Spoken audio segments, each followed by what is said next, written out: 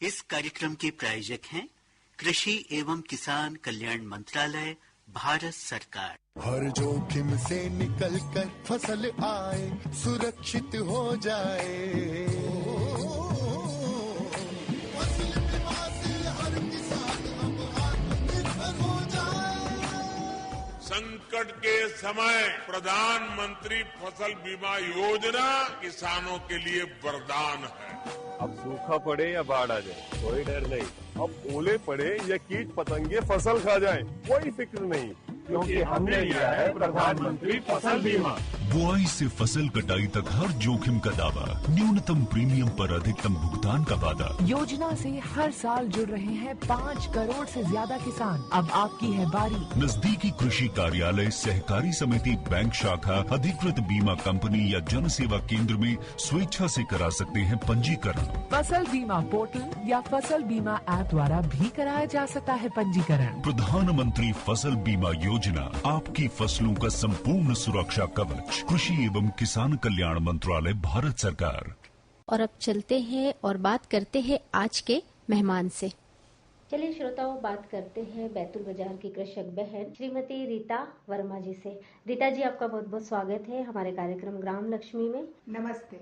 तो रीता जी, सबसे पहले तो मैं यही जानना चाहूंगी कि आपका खेत बैतूल बाजार में कहाँ पर है और कितने एकड़ जमीन है और किस तरह की जमीन है? हमारा खेत बैतूल बाजार से एंट्री करते हैं तो 12वीं रोड है, वहीं पर फ्रंट में अपना खेत है जी, और लगभग 5 एकड़ जमीन है जी। तो आप वहीं रहते हो खेत में? जी, खेत में ही मकान बना हुआ है। तो अभी कौन सी फसलें निकाली है आपके यहाँ? अभी मूंग निकाली है, और गर्मी के सीजन में अपने आम पेड़ लगे हुए हैं, तो आम, केले, चीकू, पपीता, ये सब। तो आपके यहाँ चीकू के भी पेड़ है? तो कितने लगभग पेड़ है चीकू? ज्यादा नहीं है, मतलब अपने घर के लिए हो जाए, ऐसे 2-4 हर चीज। तो जैसे आप बता रहे कि आपके यहाँ चीकू के पेड़ है, तो जैसे 2-4 पेड़ में आपको अच्छा भरपूर मिल जाते होंगे चीकू। तो यदि हम कभी इसका बाग लगाना चाहे, यदि हम इसे लगाना चाहे, तो क्या हमारे जिले में इसको हम अच्छे से लगा सकते हैं? जी, आजकल अपने जिले में भी चीकू की खेती होती है, बड़े स्केल पे लगाते हैं। जो अपने यहाँ के जो चीकू होते हैं उसका जो बहुत अच्छा टेस्ट होता है जी, तो मतलब खेत में लगाना चाहिए जी। और हम देख भी रहे हैं कि जैसे बहुत सारे हमारे बैतूल जिले में बहुत सारे किसान भाई अभी धीरे धीरे इसे लगा रहे हैं। और इसके साथ ये भी जानना चाहूंगी कि अब आपके यहाँ जो बारिश की फसलें, तो कौन कौन सी फसलें लगाने की तैयारी है? अब बारिश में मक्का, सोयाबीन, धान, ये सब फसलें मतलब लगाई जाएंगी। तो अभी आप घर में रह करके इन फसलों की लगाने के लिए कौन कौन सी तैयारी घरेलू तौर पे कर रहे हैं आप अभी? इसकी बीज की हार्वेस्टिंग, बीज निकालते हैं, तो वो सब के बीज अलग करके रखे हुए हैं। फिर खेत बनाना पड़ता है, वो खेत बनाने का काम चल रहा है जी। अब बस बारिश होते ही सारा फसल लग जाएगी जी। जैसे बहुत से किसान भाई जिनके यहाँ, जैसे आपके यहाँ बताया कि मूंग लगी थी अभी, है ना? मूंग आपने निकाली, तो अभी मूंग लगभग कितनी हुई आपको? उसमें अच्छा मुनाफा हुआ है? हाँ, मूंग में मतलब आपका सब जो पूरे साल में जितना सब जो लगता है जी, लेबर चार्ज, वो सब निकल जाता है। मतलब एक्स्ट्रा फसल ले लीजिए आप जी, ये जायद की फसल है ना? मतलब सारा मेंटेनेंस हो जाता है जी। तो जैसे अभी गर्मी की फसल आपने लगाई और अच्छी भी फसल हुई आपकी, तो आपके घर जो सिंचाई की व्यवस्था है वो किस तरह की है? कुआं है, ट्यूबवेल है, और यहाँ तो नहर नहीं है, और दूसरे खेतों में नहर भी है जी। तो आपका यहाँ से बैतूल बाजार से आगे भी कहीं खेत है? यहाँ है, फिर ये इधर आगे चिखलिया वहाँ है, फिर उधर सापना डैम के पास है जी। तो जैसे यहाँ की जमीन और सापना डैम, जैसे डैम होने की वजह से वहाँ की जमीन में क्या कुछ अंतर लगता है फसलों? हाँ, वहाँ पर मतलब थोड़ी पथरीली जमीन है जी। तो डैम होने से कुछ फायदा नहीं? कोई फायदा नहीं है, वो नहर का पानी नहीं है उधर, वो डैम अपना अलग है जी जी। पर जो जमीन है वहाँ की थोड़ी पथरीली। अच्छा, मतलब वहाँ की जमीन आपकी थोड़ी ठीक नहीं है? हाँ, ठीक, इसलिए थोड़ी प्रॉब्लम होती है आपको। वैसे थोड़ी जैसे मक्का, ये फसलें अच्छी हो जाती हैं, हल्की फसलें अच्छी हो जाती हैं। और सब्जियां भी लगाते हैं आप लोग खेत में? सब्जियां अपने घर में हो जाए इतनी लगाते हैं कि बिना स्प्रे वाली जी, जैविक खाद। तो कौन कौन सी सब्जियां लगा लेते हैं? लौकी, गिलकी, भट्टे, मिर्ची, मतलब जो अपने घर में लगती हैं उनके घर में हो जाए इतना लगा लेते हैं। तो अभी तुरंत की बात यदि हम करें तो अभी आपके यहाँ कौन कौन सी सब्जियां लगी हुई है? अभी लौकी है, गिलकी है, भट्टे, मिर्ची, तो जैसे भटे के जो पौधे हैं उसकी देखरेख आप किस तरह से करते हैं, और एक हम पूरे प्रोसेस जानना चाहेंगे कि आपने कैसे लगाए थे, फिर किस तरह से उसकी देखरेख आप करते हैं। भटे के बीज ले आते हैं, फिर उसको डाल के उसके जो रोपे लगते हैं वो उससे भी हो जाता है, फिर नहीं तो अपने जो के रोपे मिलते हैं मार्केट से वो लाके लगा देते हैं, फिर उनकी कुछ बड़े होते हैं तो गुड़ाई करवा देते हैं, और बस पानी और अपनी जैविक खाद डालते हैं और कुछ नहीं उसमें। फिर ये जब पौधे लगाओ तो उसमें पानी नहीं जमा होना चाहिए, तो जो चारों तरफ से मट्टी उसके ऊपर जड़ के ऊपर चढ़ी रहना चाहिए, और खरपतवार नहीं होना चाहिए, तो इसका ध्यान रखना चाहिए। पानी जितना पर्याप्त, गर्मी में ज्यादा पानी लगता है तो वो पानी का ध्यान रखना चाहिए, तो अच्छे मतलब आपके यहाँ भटे अच्छे निकल रहे हैं। हाँ। अभी और जो लौकी की बेला है, जैसे हम बाजार से जैसे लौकी लाके खाते हैं तो हम देखते हैं कि वो कितनी भी नरम रहती है, पर जब बनाते हैं तो बहुत देर तक चुड़ती नहीं है। तो जो आपने घर में जो लगाई है वो लौकी किस तरह की लगती है और ऐसा क्यों होता है? जो हमने लौकी लगाई है वो उसमें कुछ भी नहीं रहता है, बस अपने जो जैविक खाद होती है गोबर से बनी हुई वो डालते हैं, और कुछ भी कोई स्प्रे नहीं डालते हैं, बस पानी और जैविक खाद। वो खाद भी बहुत कम, एकदम नेचुरल रहती है, तो और बस थोड़ी बड़ी हुई तो उसको तोड़ लिया जाता है, तुरंत थोड़ी देर में पक भी जाती है। जी, जो घर की अपनी जैविक खाद की है।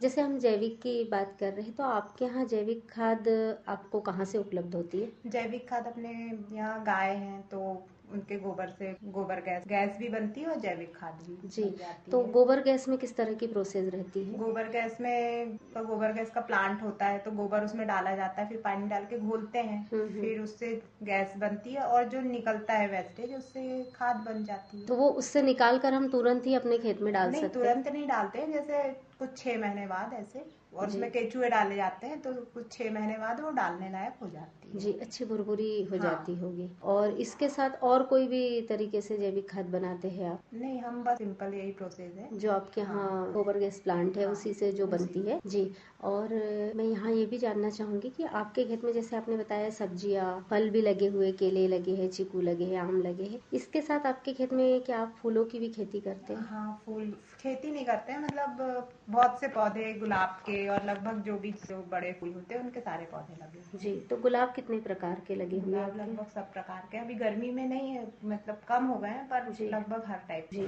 तो रीता जी जैसे आप बता रहे हैं कि आपके यहाँ अलग अलग प्रकार के बहुत से फूल लगे हैं, तो मैं गुलाब की बात करना चाहूंगी कि जैसे गुलाब का जो पौधा होता है उसकी देखरेख हमें किस तरह करने की आवश्यकता होती है? गुलाब के पौधे में आप फरवरी में उसकी कटिंग कर दीजिए, तो गर्मी में ज्यादा उसको मतलब पानी की जरूरत नहीं पड़ती है, पौधा छोटा हो जाता है और उसमें नए ब्रांच आ जाती है, तो फूल अच्छे आते हैं।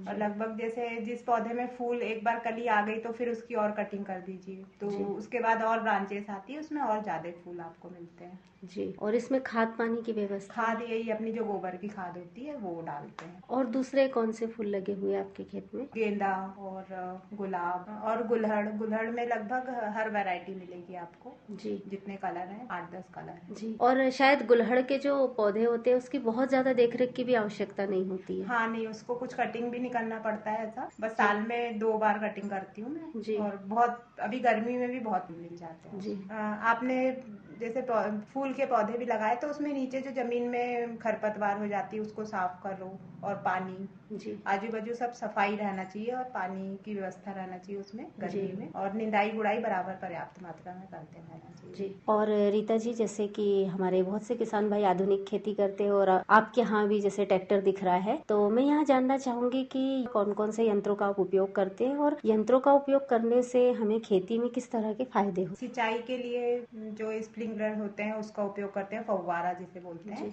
उससे, और वो नीचे पाइपलाइन जो होती है ड्रिप सिस्टम, उससे गर्मी में मतलब कम पानी लगता है और आपकी फसल अच्छी रहती है जी। और ट्रैक्टर के लगभग जो जितना सब सामान होते हैं जैसे प्लाऊ, अभी जमीन बनाने के लिए प्लाऊ, कल्टीवेटर, वो सारे यंत्रों का उपयोग होता है जी। यंत्रों का उपयोग करने से यह है कि जब हम चाहते हैं तब काम हो जाता है, वह किसी दूसरे व्यक्ति की कम आवश्यकता पड़ती है जी। तो 1-2 व्यक्ति में भी आपका काम कम समय में और जल्दी हो जाता है, यानी कुल मिला के समय की बचत होती है और सही समय पे हमारा काम हो जाता है जी। और जैसे अभी ये आम आपके यहाँ इतने लगे हुए, जब आम की तुड़ाई कर लोगे आप, उसके बाद इनके जो पेड़ पेड़ है, इसकी व्यवस्था कुछ अलग तरीके से करने की आवश्यकता होगी? नहीं, अभी तो आम जब निकल जाएंगे तो बारिश में उनको पानी मिल जाएगा जी। फिर जब बारिश के बाद 2-4 महीने हो जाएंगे, अक्टूबर नवंबर में एक बार आम के पेड़ों में पानी दे दिया जाएगा। जैसे कटहल भी है, कटहल में भी पानी दे देते हैं। फिर जब गर्मी लगती है 3-4 महीने में फिर एक बार पानी जैसे लगा देते हैं उनकी जड़ों में जी। बस फिर बारिश में वो खुद ही मेंटेनेंस हो जाती है। कोई भी पेड़ में फल निकालने के बाद उसकी कटाई छटाई जरूरी होती है, तो उसके बाद जब बारिश लगने की होती है तो उसमें फल निकालने के बाद उसकी कटाई छटाई कर दी जाती है, जिसमें नए ब्रांच आ जाते हैं, नई पत्तियां आ जाती हैं जी। तो उससे ज्यादा आप अगले सीजन में आपको ज्यादा फल मिलते हैं उसमें नए ब्रांचों में जी। और जैसे आपने कटहल की बात की, तो कटहल के पेड़ देख रेख करने की आवश्यकता होती है? कटहल के पेड़ में भी वही पानी 2-4 महीने में लगा दिया जाता है और लगभग 1-1.5 साल में उसमें जो पुरानी ब्रांचेस हो जाती है उसको काट दिया जाता है, जब फल नहीं रहते हैं उसमें नई ब्रांच आ जाती है। तो अभी आपके हम अच्छे कटहल लगे हुए? हाँ, अभी अब कटहल अब खत्म हो गए हैं, गर्मी में मतलब अच्छे कटहल लगे जी। गर्मी के समय अब धीरे धीरे खत्म हो रहे हैं जी। और इसके साथ जैसे कि आपने बताया कि आपको गार्डनिंग का भी बहुत शौक है, तो जैसे आप यदि घर में कोई पेड़ पौधे लगाते हो तो किस तरह से उसकी व्यवस्था करते हो? अपने घर में गार्डन भी है, इसके लिए मैं जैसे कुछ मेरे पास इंडोर प्लांट है, तो घर में अंदर अच्छी वेव्स आती है उससे जी। बाहर के प्लांट हैं, स्नेक प्लांट,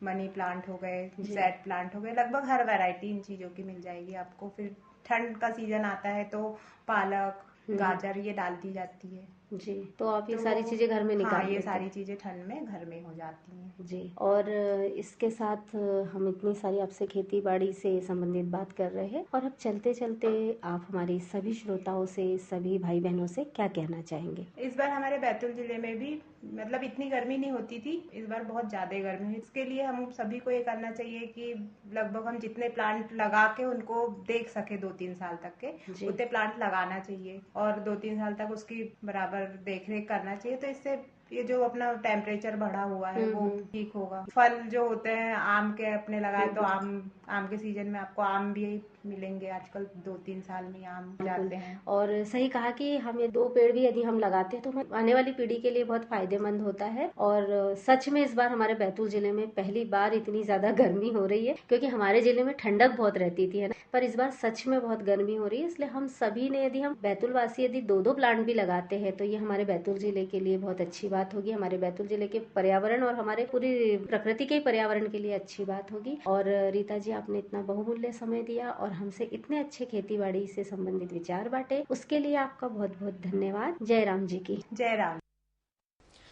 श्रोताओं, अभी आप सुन रहे थे बैतूल बाजार की कृषक बहन श्रीमती रीता वर्मा जी से की गई बातचीत, और इस बातचीत के बाद चलते हैं मनोरंजन की ओर और सुनते हैं ये प्यारा सा लोक भजन।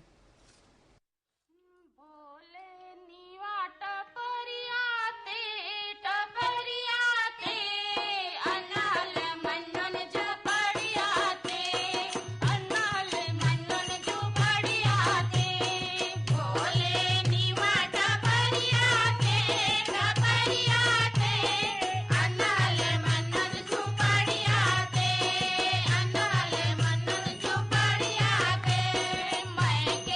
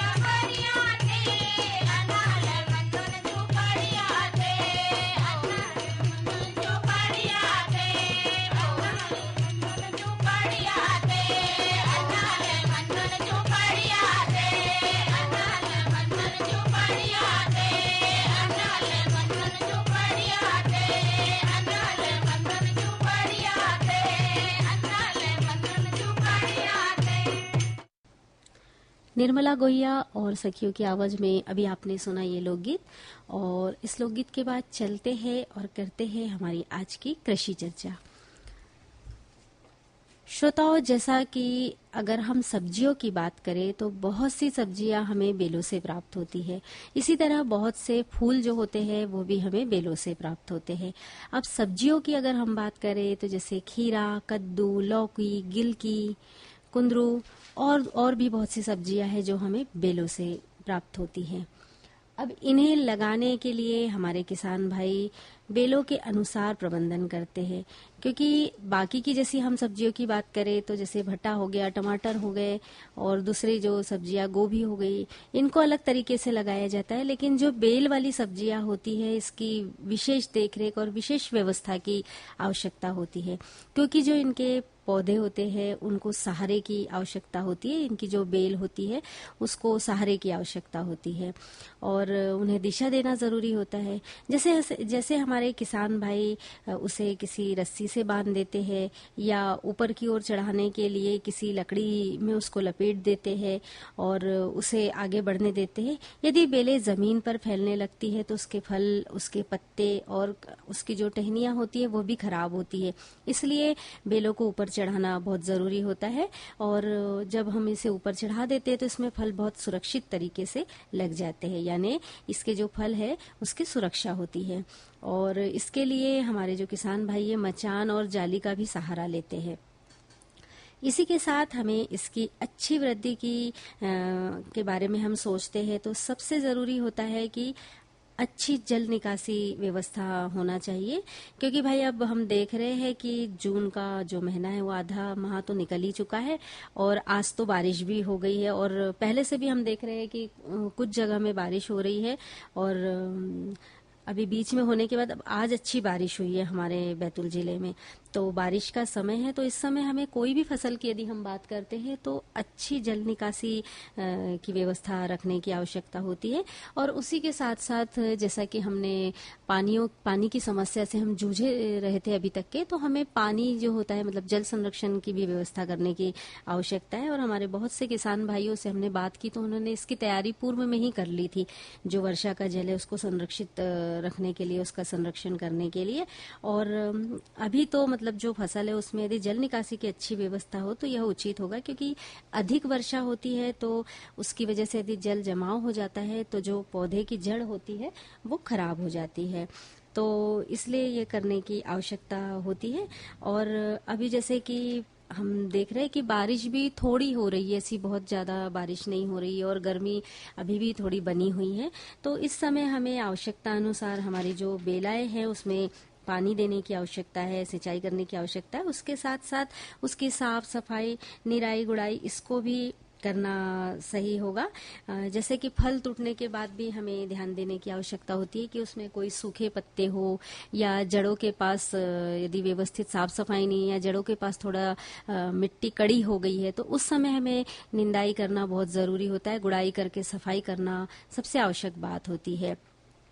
और हम देखते हैं कि जैसे अभी तो बारिश कम हो रही है, पर यदि ज्यादा बरसात होती है तो हम देखते हैं कि पौधे के जो पोषक तत्व है उसमें कमी होने लगती है। और इस स्थिति में हम बहुत बार देखते हैं कि जो हमारी बेला, खासतौर पे बेला जो होती है वो बहुत नाजुक होती है। बेल वर्गीय जो सब्जियां या जो फूलों की बेला होती है बहुत नाजुक होती है, जल्दी से कोई भी बीमारी के प्रकोप में आ जाती है। तो हमें बहुत सावधानी रखने की आवश्यकता होती है। तो हमें इसमें जो गली हुई, खराब हुई वाली पत्तियां है उसको छाटना है, टहनियों को अलग करना है। यदि किसी जगह पे यदि बीमारी लगी तो उस टहनी को तोड़ करके अलग करने की आवश्यकता है। उसके साथ साथ यदि बहुत तेज बारिश होती है और यदि इस तरह के हमारी जो बेला है उसमें लक्षण दिखते हैं तो हमें उसमें नीम का तेल का उपयोग करना चाहिए और जैविक फफूंदनाशक का भी उपयोग हम इसके लिए कर सकते हैं। और बेल वर्गीय पौधों की निराई गुड़ाई करते समय हमें कुछ जरूरी छोटी छोटी बातों की सावधानी रखने की आवश्यकता होती है। जैसे कि जब हम इसकी गुड़ाई करते रहे उस समय हमें यह देखना चाहिए कि इसकी जो जड़ है उससे थोड़ी दूरी पे ही हम इसकी गुड़ाई करें, इसकी जड़ को नुकसान ना पहुंचे। और जैसे उथली जड़ जो होती है उसको खासतौर पे बचाएं, क्योंकि हम खुरपी या कुदाल की सहायता से खरपतवार साफ करते हैं तो हमें जड़ों को से थोड़ी दूरी बना करके इसकी साफ सफाई करने की आवश्यकता होती है। उसी के साथ जब जैसा कि हमने पहले कहा था कि यदि जमीन कड़ी हो जाती है तो उसे भुरभुरा बनाना बहुत जरूरी होता है, तो उसके लिए 2 से 3 इंच गहरी गुड़ाई पर्याप्त होती है, तो यह भी कर लेना चाहिए। अब यदि हम गुड़ाई निंदाई की सफाई की बात करें तो इसके अंदर हमें 15 से 20 दिन के अंतराल में हल्की हल्की गुड़ाई निराई करते रहना चाहिए, जिससे जो हमारी बेलें होती है ना वो स्वस्थ होती है। गुड़ाई करते समय अगर गोबर खाद या वर्मी कंपोस्ट का उपयोग करते हैं तो ये बहुत अच्छी होती है। तो जब भी हम गुड़ाई करें तो उस समय थोड़ी सी इसे भी मिला देना चाहिए, तो उससे जो हमारी बेला होती है उसको पोषक तत्व मिलते हैं, और मिट्टी भी चढ़ा देना चाहिए, तो इससे जो जड़ है ना उसकी पकड़ बहुत मजबूत होती है। वैसे तो हमारे किसान भाई ये सभी बातें जानते हैं, और इसके साथ जो बेलें होती है उसको हम जो सहारा देते हैं, जैसे कि हमने पहले किसान भाइयों से बात की तो किसान भाई बताते कि कई बार वो मंडा बना देते हैं, जैसे ज्यादा यदि बेल लगा रहे हैं, ज्यादा जैसे कोई सब्जी लेना है उन्हें, तो बहुत अच्छे से एक मंडा बना देते हैं और उस मंडप में ही उसे फैलाते रहते हैं, तो उससे एक जाली जैसा पूरा बन जाता है और उसमें फल बहुत अच्छे से लटकते हैं और फलों की सुरक्षा भी होती है।